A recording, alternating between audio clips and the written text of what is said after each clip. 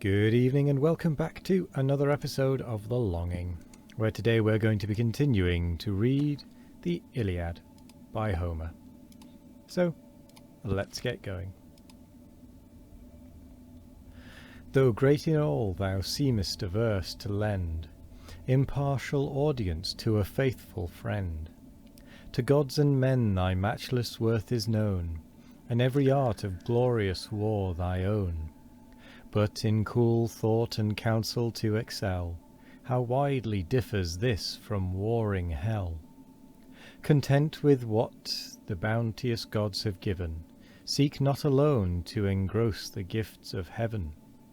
To some the powers of bloody war belong, to some sweet music and the charm of song. To few and wondrous few has Jove assigned a wise, extensive, all-considering mind. Their guardians these the nations round confess, and towns and empires for their safety bless. If heaven have lodged this virtue in my breast, attend, O Hector, what I judge the best. See as thou mov'st on dangers spread, and war's whole fury burns around thy head. Behold, distressed within yon hostile wall, how many Trojans yield, disperse, or fall. What troops outnumbered scarce the war maintain, and what brave heroes at the ships lie slain.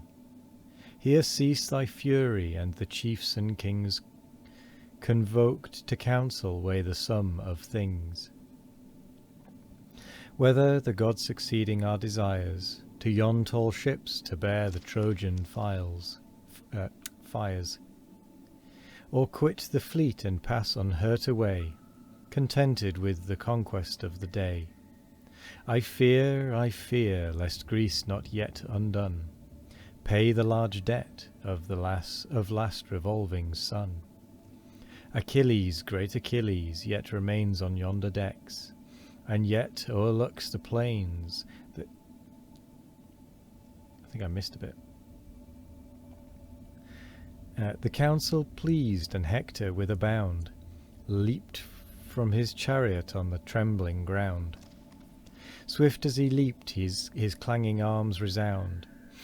To guard this post, he cried, thy art employ, and here detain the scattered youth of Troy. Where yonder heroes faint, I bend my way, and hasten back to end the doubtful day.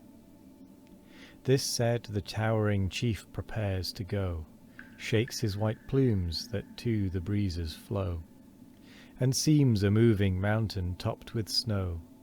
Through all his host inspiring force he flies, and bids anew the martial thunder rise.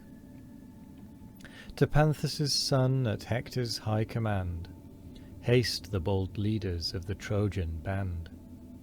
But round the battlements and round the plain, for many a chief he looked, but looked in vain. Deiphobus nor Helenus the seer, nor Asius' son, nor Asius' self appear. For these were pierced with many a ghastly wound, some cold in death, some groaning on the ground.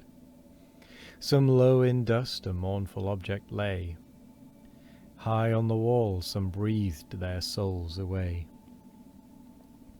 Far on the left amid the throng he found, cheering the troops and dealing deaths around, the graceful Paris whom with fury moved. Opprobrious thus the impatient chief reproved. Ill-fated Paris, slave to womankind, as smooth of face as fraudulent of mind. Where is Deiphobus, where Asius gone, the godlike father and the intrepid son?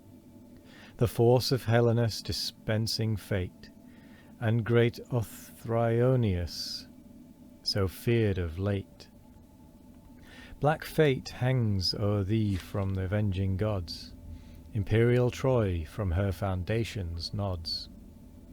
Whelmed in thy country's ruin shalt thou fall, and one devouring vengeance swallow all.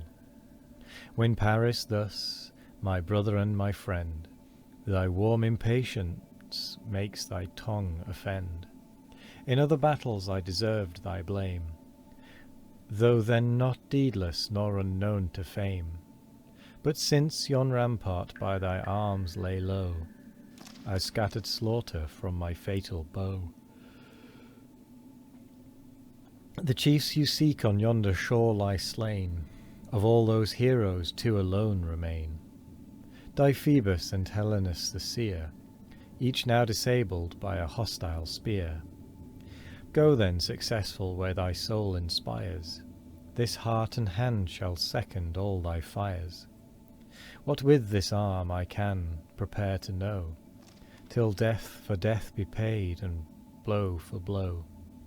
But 'tis not ours, with forces not our own, to combat strength is of gods alone. These words the hero's angry mind assuage, then fierce they mingle where the thickest rage. Around Polydamas, distained with blood, Cebrion Phalces stern Orpheus stood, Palmus with Polypoetes the divine, and 2 bold brothers of Hippotion's line, who reached fair Ilion from Ascania far, the former day, the next engaged in war.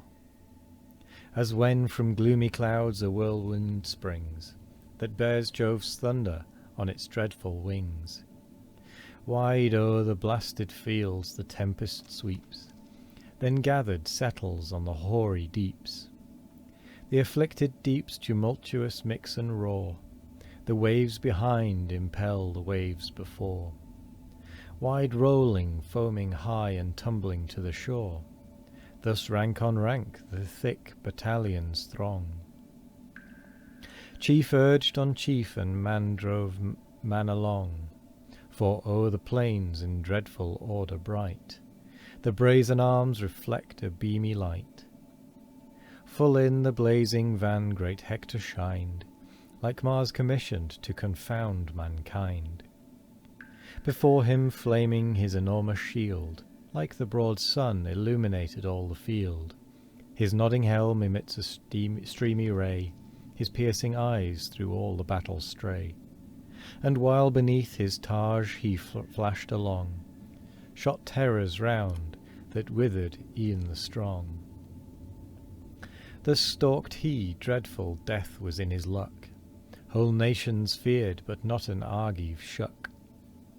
The towering Ajax with an ample stride advanced the first, and thus the chief defied.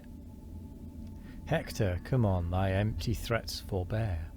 'Tis not thy arm, 'tis thundering Jove we fear. The skill of war to us not idly given, low Greece is humbled, not by Troy, but heaven. Vain are the hopes that haughty mind imparts. To force our fleet, the Greeks have hands and hearts. Long ere in flames of our lofty navy fall, your boasted city and your God-built wall shall sink beneath us smoking on the ground, and spread a long unmeasured ruin round. The time shall come when chased along the plain, even thou shalt call on Jove and call in vain. Even thou shalt wish to aid thy desperate course, the wings of falcons for thy flying horse. Shalt run forgetful of a warrior's fame, while clouds of friendly dust conceal thy shame. As thus he spoke, behold in open view, on sounding wings a dexter eagle flew. To Jove's glad omen all the Grecians rise, and hail with shouts his progress through the skies. Far echoing clamours bound from side to side, they ceased, and thus the chief of Troy replied. From whence this menace, this insulting strain? Enormous boaster, doomed to vaunt in vain. So may the gods on Hector life bestow, not that short life which mortals lead below, but such as those of Jove's high lineage born, the blue-eyed maid, or he that gilds the morn. As this decisive day shall end the fame of Greece, and Argos be no more a name. And thou imperious, if thy madness wait, the lance of Hector, thou shalt meet thy fate. That giant corse extended on the shore shall largely feast the fowls with fat and gore. And with that, we come to the end of the episode. So, I will say my usual thank you very much for joining us today. I hope you all have a wonderful morning, evening, afternoon, or night. No matter what time of day it is, I hope you all have a wonderful one of it. And as always, we will be back tomorrow for more of The Longing. Goodbye.